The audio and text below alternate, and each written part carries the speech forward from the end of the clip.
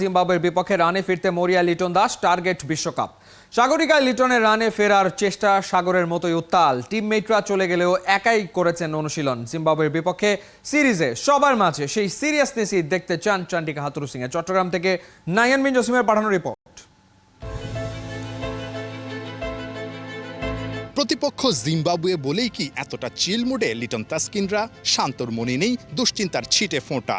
18 মাস পর আন্তর্জাতিক ক্রিকেটে ফেরারও যে একটা চাপ থাকতে পারে, সাইফুদ্দিনের অমন নাচ দেখে কে বলবে সেটা? প্রতিপক্ষ যখন জিম্বাবুয়ে, তখন লিটন সৌম্যদের কিসের দুশ্চিন্তা? জিম্বাবুয়ে মানেই ছন্দে ফেরা, জিম্বাবুয়ে মানেই ফর্ম খুঁজে পাওয়া, এরকম একটা ধারণা আছে বাংলাদেশের ক্রিকেট প্রেমীদের মাঝে। কিন্তু ঘটনা অন্যরকমও হতে পারে। যখন সময়টা খারাপ যায় তখন উগান্ডার মতো দলও কিন্তু ভয়ঙ্কর হয়ে যায়। এই জিম্বাবুয়েকে উগান্ডা বিশ্বকাপ বাছাই পর্বে বাতিল করে দিয়ে তারা বিশ্বকাপের মূল পর্বে জায়গা করে নিয়েছে। সেই জিম্বাবুয়ে এসেছে বাংলাদেশের বিপক্ষে 5 ম্যাচের টি-20 সিরিজ খেলতে। এই সিরিজে জিম্বাবুয়ে একেবারেই নির্ভর হয়ে খেলবে, তাদের চাওয়া পাওয়ার কোনো কিছুই নেই এবং সেটাই হতে পারে টাইগারদের জন্য ভয়ঙ্কর। যত যাই হোক, পচা শামুকে একদমই পা কাটতে চান না টাইগার মাস্টার মাইন্ড চন্ডিকা। তাই তো এই সিরিজ নিয়ে শুরু থেকেই তার বাড়তি সতর্কতা। সাকিব মুস্তাফিজের না থাকা নিয়ে আছে ভাবনা। এই সিরিজ দেখেই চূড়ান্ত করতে হবে বিশ্বকাপের চূড়ান্ত দলটা। সবচেয়ে বড় দুশ্চিন্তা লিটনের ফর্মে না থাকা। আগের দিন চোট পাওয়া লিটন এদিন এসেছেন সবার আগে। সূর্য যখন মধ্য গগনে একাকী ব্যাটিং শুরু করেন তখন থেকে শেষ হয় সেই গোধূলি লগ্নে। 5 দফায় এদিন 3 ঘন্টা সময় কাটান নিজের ব্যাটিং নিয়ে। কখনো নেটে, কখনো সেন্টার উইকেটে। বালতি হাতে নিজের খেলা বল নিজেই বারবার জমা করেছেন কুড়িয়ে। লিটন জানেন বৃথা যায় না পরিশ্রম, তাই বাজে সময়কে মুছে দিতে চান নিজের ঘাম দিয়ে, তৃষ্ণা মেটাতে চান রানে ফিরে। লিটনের এই ক্ষুধাটাই হাথুরুসিংহে দেখতে চান সবার মাঝে। গোল মিটিং করে ওই বার্তাটাই কখনো স্পিন কোচ মুস্তাক আহমেদ দিচ্ছেন ঋষাদ তানভীরদের, কখনো আন্দ্রে অ্যাডামস বুঝাচ্ছেন তাসকিন শরীফুলদের। সিরিজ শুরুর আগে প্রতিপক্ষ জিম্বাবুয়ের কে এলো কে আছে সেটা নিয়ে খুব একটা মাতামাতি নেই বললেই চলে, সঙ্গত কারণেই। তবে এই ছবিটা যে কারো মনে ধরতে পারে। ছেলে আর পুরো পরিবার নিয়ে সিকান্দার রাজা বন্দর নগরীতে। প্র্যাকটিস শেষে ছোট ছেলে ক্লান্ত বাবার বড় ব্যাগটা টেনে নিয়ে যাচ্ছে ড্রেসিং রুমে। মুহূর্তটা সুন্দর, কিন্তু সিকান্দার রাজার সময়টা কাটতে পারত আরও মধুর। সুযোগ থাকার পরও আইপিএল না খেলে জিম্বাবুয়ে ক্যাপ্টেন চট্টগ্রামে। বুঝাই যাচ্ছে টাইগারদের বিপক্ষে সিরিজ নিয়ে কম সিরিয়াস না জিম্বাবুয়ে। নাহিয়ান বিন জসিম, 71, চট্টগ্রাম। চেন্নাইয়ের প্রতিটা হোম ম্যাচই মাঠে থাকে ক্রিকেটারদের পরিবার। ধোনির সহধর্মিনী সাক্ষী মিস করেন না কোনো ম্যাচই। ইয়েলো গ্যালারি জুড়ে চেন্নাইয়ের কত স্মৃতি যত্ন করে সাজানো আছে আইপিএলের 5টা ট্রফি। কেউ কেউ কিনছেন প্রিয় দলের জার্সি, টুপি সহ আরও কত কি। ভারতের চেন্নাই থেকে অর্ণব বাবির পাঠানো রিপোর্ট।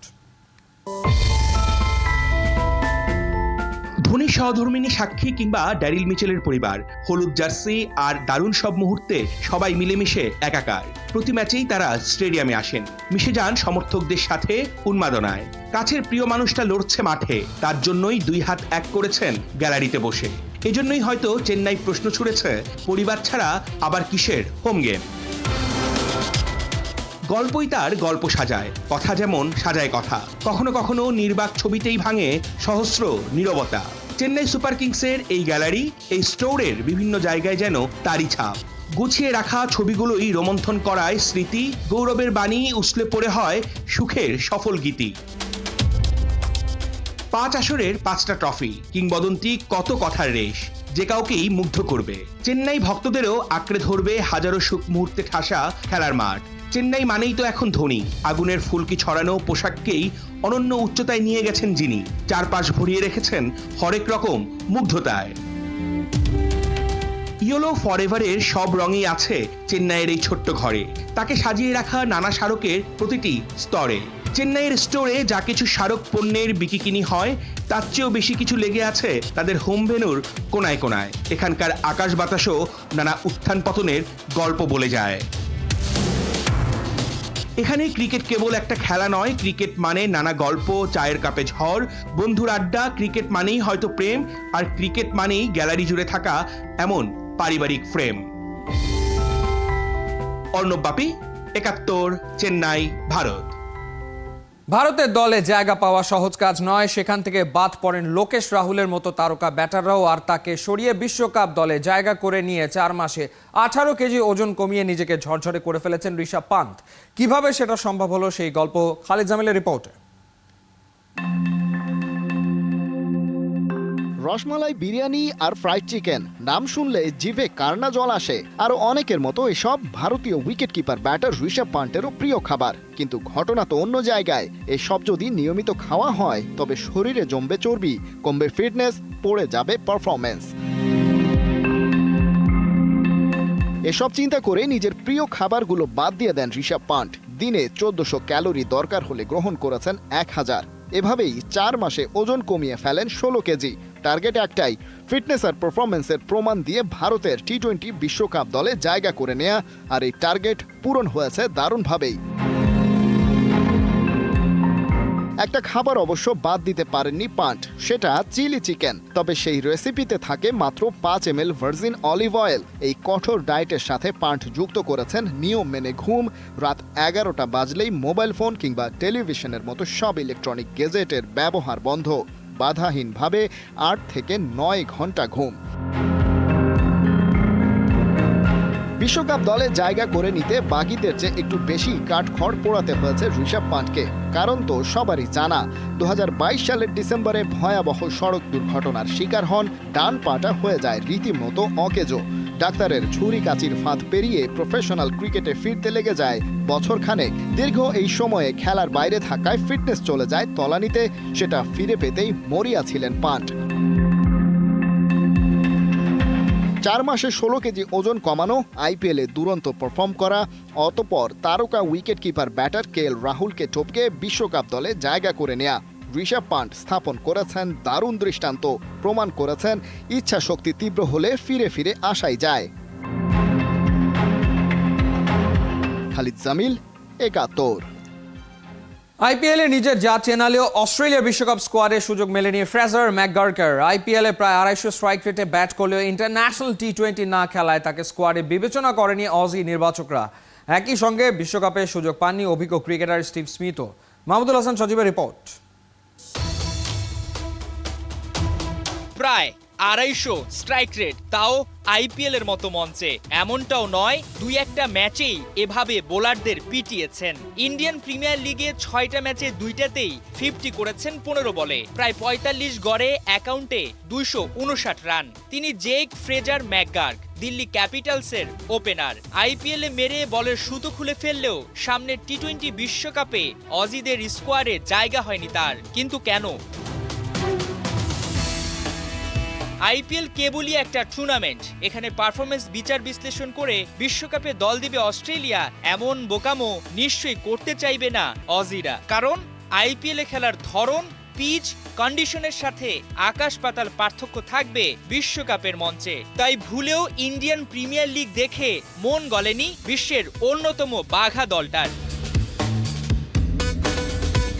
22 বছর বয়সী ম্যাকগার্ক চলতি আইপিএলে বিদেশি ক্রিকেটারদের মধ্যে অন্যতম বড় আবিষ্কার। টি-20 ক্রিকেটে যেটা সবচেয়ে বেশি প্রয়োজন, ভয় ডরহীন ক্রিকেট খেলা, সেটাই করছেন এই অজি ব্যাটার। ফলে ইনিংসের শুরু থেকেই খেলতে পছন্দ করেন মারকুটে স্টাইলে। সফলতাও দিচ্ছে ধরা, কিন্তু তাতে তাকে মনে ধরেনি ক্রিকেট অস্ট্রেলিয়া নির্বাচকদের।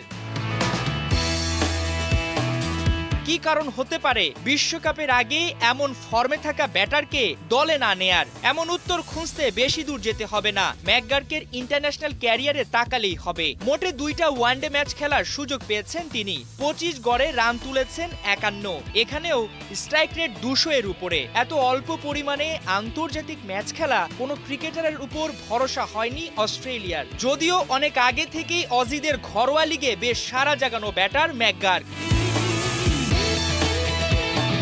গেল বিগ ব্যাশেও ৯ ম্যাচে তার ব্যাটে এসেছে ২৫৭ রান। স্ট্রাইক রেটটাও মন্দ ছিল না, ১৬০-এ ব্যাট চালিয়েছেন তিনি। কিন্তু এসবে বিচার করেনি অজি নির্বাচকেরা। তারা বিশ্বকাপের মতো মঞ্চে গুরুত্ব দিয়েছে অভিজ্ঞতাকে, যা স্পষ্ট হয় অস্ট্রেলিয়ার বিশ্বকাপ দল দেখলেই। আইপিএল এর সবচেয়ে এক্সপেন্সিভ বোলার মিচেল স্টার্ক বল করছেন প্রায় ১২ ইকোনমিতে, উইকেট নিয়েছেন ৮ ম্যাচে মোটে ৮টা। এখানেই বিষয়টা পরিষ্কার, সাম্প্রতিক পারফরমেন্স কিংবা আইপিএল এর পারফরমেন্সে বিশ্বাসী না অস্ট্রেলিয়া। বিশ্বকাপ নিয়ে তাদের পরিকল্পনা এতটাই পরিষ্কার যে অনেক লম্বা সময় আগে থেকেই তারা স্কোয়াড নিয়ে ভেবেছে। ফলে স্টিভ স্মিথের মতো অভিজ্ঞ ব্যাটারও সুযোগ পাননি বিশ্বকাপের দলে। সেই হিসেবে ম্যাকগার্ক তো থাকবেন ভাবনারই বাইরে। মাহমুদুল হাসান সজীব, ৭১। চ্যাম্পিয়ন্স লিগের সেমিফাইনালে দেখা গেল দুরন্ত মাইন্ড গেম। পেনাল্টি নেবার সময় কেইনকে কিছু একটা বলেছিলেন বেলিংহাম, কিন্তু কেন রিয়াল মাদ্রিদকে জেতানোর জন্য ইংল্যান্ড ড্রেসিং রুমের আদব ভুলে গেলেন? বিস্তারিত মাদি হাসানের রিপোর্টে। রিয়াল মাদ্রিদ শুধু কোনো ক্লাব নয়, একটা অনুভূতি যেটা জয়ের নেশায় আপনাকে ব্যাপকভাবে বুধ করবে। সেই ব্যাপকতার মাত্রা কতটা? এতটাই যে জিততে চেয়ে মনের অজান্তেই ভুলে যাবেন একই দেশের হয়ে ড্রেসিং রুম শেয়ার করার হৃদ্যতা। জুড বেলিংহ্যাম যেমন ছাড় দেননি স্বদেশি ইংরেজ হ্যারি কেইনকে চ্যাম্পিয়ন্স লিগের সেমিফাইনালের গুরুত্বপূর্ণ পেনাল্টি নেবার সময় কিছু একটা বলে মনোযোগ নষ্ট করার চেষ্টা। একই জাতীয় পতাকার প্রতিনিধিত্ব করা তারকারা সচরাচর কখনই জড়িত হন না এই ধরনের মাইন্ড গেমে।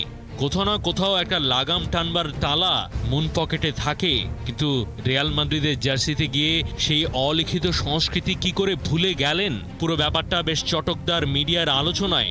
কোথাও কোথাও ২-২ গোলের ড্র হওয়া ক্লাসিক ম্যাচের ওই মুহূর্তটাই হেডলাইন। হেই হ্যারি, আমি জানি তুমি বাম দিকে শুট করতে যাচ্ছ, এটাই বলেছিলেন বেলিংহ্যাম। এখানে মাইন্ড গেমটা কি সেটার বিশ্লেষণে এক্সপার্টরা বলছেন বাম দিকে শুট করবে এটা আগে থেকে বলে দেওয়ার কারণ সেই কথায় প্রভাবিত হয়ে হ্যারি কেইন যাতে পেনাল্টি নিশানা করে ডান পাশে। টিমের পক্ষ থেকে গোলকিপার লুনিনকে সিদ্ধান্ত দেওয়া ছিল তিনি যেন ওই দিকেই ছাপ দেন। রিয়াল মাদ্রিদের আরও একটা তাৎক্ষণিক মাস্টার প্ল্যান। তবে স্বদেশি বেলিংহ্যামের স্লেজিং একটু কানে নেননি।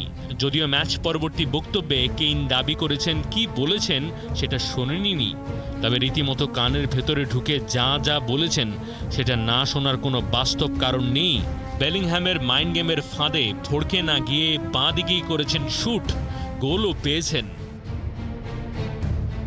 সচরাচর ইউরোপিয়ান ক্লাব ফুটবলে এই ধরনের পরিস্থিতিতে মাইন্ড গেম খেলা মুখোমুখি হওয়ার প্রেক্ষাপট থেকে স্বেচ্ছায় নিজেকে দূরে রাখেন জাতীয় দলের টিমমেটরা। কিন্তু বেলিংহ্যাম রিয়াল মাদ্রিদের জন্য এগিয়ে এসেছেন সামনে।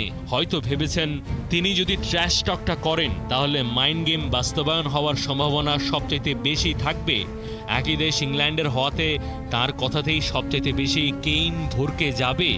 একমাত্র রিয়াল মাদ্রিদই পারে, যার জন্য ফুটবলাররা সব নিয়ম রীতি নীতিকে ভেঙে ফেলতে পারে জেতার জন্য। এমন কিছু আছে ওই জার্সি আর ব্যাজে যেটা নেই আর কারো, ওটা বদলে দেয় যে কোনো ফুটবলারকে। কদিন আগেই বলেছিলেন কোচ কার্লো আনচেলত্তি, এই ক্লাবের চরিত্র সাফল্য বলে দেয় সেই অনুভব ধ্রুব সত্য। হারতে হারতে বারবার জিতে যেতে রিয়াল ছাড়া আর কে পারে? হয়তো ক্লাব ফুটবলের বাকি দুনিয়া এক পৃথিবী, আর রিয়াল নিজে একাই আরেকটা সম্পূর্ণ পৃথিবী, যেখানটায় ম্যাজিকের আনাগোনা থাকে আমাদের সত্যিকারের পৃথিবীর রোদেদের মতো বিরামহীন। মাহাদি হাসান, ৭১।